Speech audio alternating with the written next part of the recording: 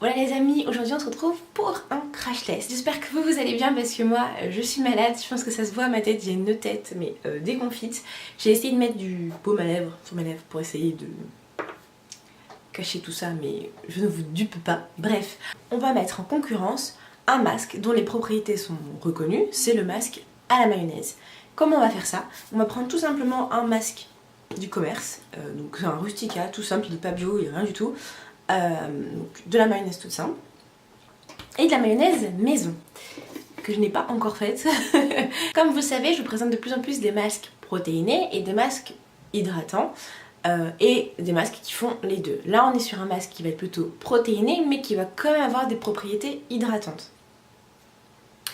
Comment ça se fait? Tout simplement parce que dans la mayonnaise il y a de l'huile d'olive ou de l'huile de tournesol et c'est donc les huiles végétales qui vont venir apporter le côté hydratant pour assouplir les boucles, pour les détendre et aussi pour donner ce qui va être cet effet brillance. En plus de ça, on va avoir du coup la mayonnaise et l'œuf qui va apporter le côté nutriment, protéiné, ce qui va nourrir le cheveu et le galber. Comme on sait tout, un cheveu fort, c'est un cheveu qui va garder de la longueur. Et donc ça fait partie de nos objectifs. Comme je vous l'ai dit, c'est un masque protéiné, vous vous souvenez de la balance. Si vous ne vous souvenez pas, je vous envoie vers ma vidéo où je vous ai expliqué à quel point c'était important de garder l'équilibre entre la protéine et l'hydratation. Donc il va falloir faire attention en utilisant ce masque, ne pas le faire trop souvent si on a déjà les cheveux qui sont très cassants, ça signifie qu'il y a déjà un très gros apport en protéines. On va plutôt le faire si on a un cheveu, vous savez, si vous l'étirez et qu'il s'étire, il reste cool, la boucle ne se reforme pas une fois qu'on lâche, on va plutôt justement se baser sur un masque plutôt protéiné. Et si comme moi vous avez les cheveux très peu poreux, c'est aussi un soin qu'on va éviter de faire trop souvent. De mon côté, je vais faire cette mayonnaise avec un œuf, de l'huile d'olive et du vinaigre de cidre. Pourquoi j'ai choisi ces ingrédients là? Je vous renvoie encore une fois vers une autre vidéo où je vous explique les bienfaits du vinaigre de cidre. En ce qui concerne l'huile d'olive, c'est tout simplement un très bon hydratant, très riche en nutriments. C'est pour ça que j'utiliserai. C'est pour ça que je vais utiliser cette huile là.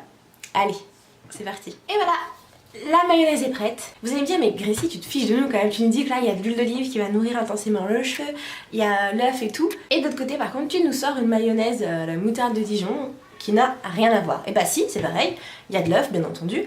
Et ce qui va permettre d'être complètement équivalent en termes de propriété, c'est la moutarde. La moutarde, c'est connu depuis des temps, des lustres, que la moutarde, ça aide à la pousse des cheveux, ça va nourrir. Et la moutarde, elle va nourrir les cheveux et stimuler le cuir chevelu. Donc on est vraiment égal. Maintenant, on va passer à l'application.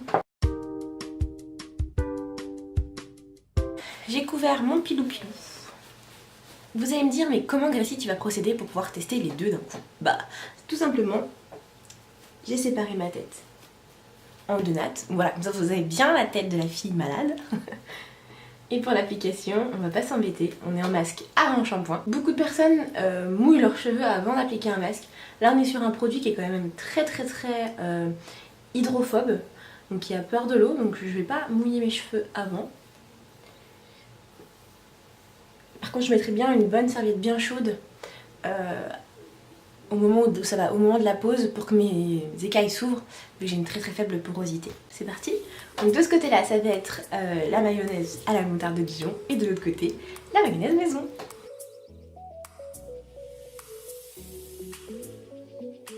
Ça pue la moutarde, c'est une horreur. Je le fais pour vous les amis, parce que je déteste l'odeur de l'œuf sur mes cheveux, je déteste ça. Donc on est sur un produit vraiment très gras. Vraiment que j'aille chez le coiffeur là pour me faire couper les pointes parce que ça devient une vraie catastrophe. Je perds mes cheveux à cause de ça. Ça fait au moins 6 mois que j'ai pas été chez le coiffeur, il faut que je me rattrape. Ah oui, au fait, j'en profite de me faire ce petit soin pour vous glisser un petit bon plan, voilà. En venant de ma part dans les salons Basket Paris, vous aurez moins 10% sur tous les forfaits qui proposent les soins, les colorations, en bref surtout. Ils vont m'envoyer d'ailleurs un produit que je vais tester de leur gamme pour les cheveux bouclés. Donc si ça vous intéresse, restez branchés. Mais en tout cas, moins 10% tout le mois de mai dans les salons Basket Paris en venant de la part de Gracie. Voilà, et surtout dans le salon du 19e. Moins 10% c'est peu, non, c'est bien. Donc voilà, donc la première étape c'est d'appliquer sur toutes les pointes. Et maintenant, on va appliquer aussi à la racine. Comme je l'ai dit, la moutarde ça stimule le cuir chevelu ça se retrouve où? À la racine. Donc d'abord je vais bien en appliquer, après on ira faire un bon petit massage. Et maintenant on fait la même chose de l'autre côté avec le côté mayonnaise naturelle. Mayonnaise maison. Alors déjà elles sont bien meilleures parce que c'est une mayonnaise à l'huile d'olive. Mes cheveux brillent tous autant.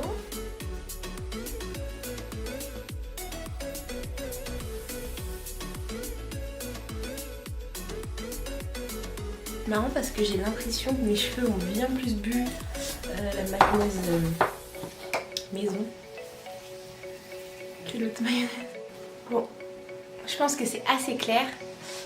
Il y a un côté qui a l'air bien plus gras que l'autre. Je sais pas si vous voyez bien la différence, mais d'un côté on voit la mayonnaise qui est en surface et de l'autre côté pas du tout. Donc j'ai fini tout mon bol avec un œuf pour un côté, donc si j'avais dû faire les deux côtés j'aurais mis du coup 2 œufs pour avoir plus de quantité. Et maintenant ce que je vais faire c'est que je vais mettre un sac plastique puis une serviette chaude par dessus et je vais laisser poser 30 minutes.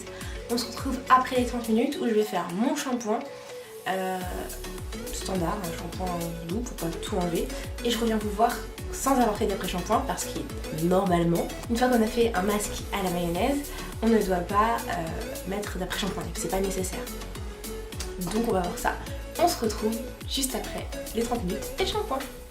On se retrouve après la pause et après le shampoing. On va découvrir ensemble comment, dans quel état sont mes cheveux.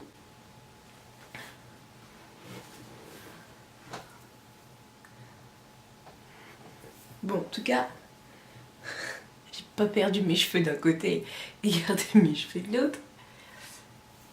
Alors.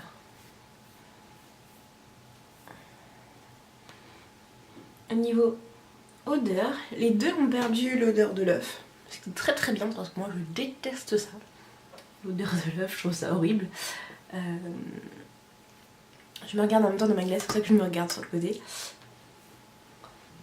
Au niveau boucle, j'ai envie de dire c'est pareil. Après il y a un côté qui me semble plus brillant que l'autre. Dites-moi votre avis en commentaire. Plus brillant que l'autre. C'est d'ailleurs ce côté-là, le côté fait maison. Le côté fait maison, j'ai fait mes cheveux fait maison d'un côté, pas de l'autre. Au niveau des teintes, ils sont tous les deux pareils, j'ai l'impression. Oui. La seule chose que je peux retenir là, c'est qu'ils ont l'air un petit peu plus alourdis. Alourdis par l'huile d'olive. Donc oui, j'ai clairement plus de volume à gauche, mais en même temps mes cheveux ont l'air plus secs que à droite. Donc clairement les avantages du côté gauche, parce qu'on voit qu'il n'y a pas énormément de différence. À gauche c'est en termes de rapidité, on n'a pas à faire sa mayonnaise, moi ça m'a pris peut-être un petit quart d'heure. Les inconvénients, ce que j'ai envie de dire, c'est que quand même, moi je vois une petite différence qui est légère certes, mais en termes d'hydratation, le cheveu ça se voit quand même qu'il est... Ouais, il a l'air quand même assez sec par rapport à de l'autre côté. Et ce qui donne cet effet volume d'un côté et pas de l'autre. En termes d'odeur, c'est exactement pareil, les deux côtés. On a perdu l'odeur de la mayonnaise des deux côtés, donc ça c'est... Alléluia, merci. Je vous tiendrai au courant pour vous dire s'il y a un côté qui a vraiment plus poussé que l'autre avec l'effet de la moutarde. Mais bon, ça j'y crois pas trop. Les avantages pour le côté droit, donc le côté naturel, c'est qu'on est sûr des produits qu'on a mis dedans. Si on met des mauvais produits, on sait que c'est nous qui avons choisi ces mauvais produits là. On peut un peu plus adapter la recette.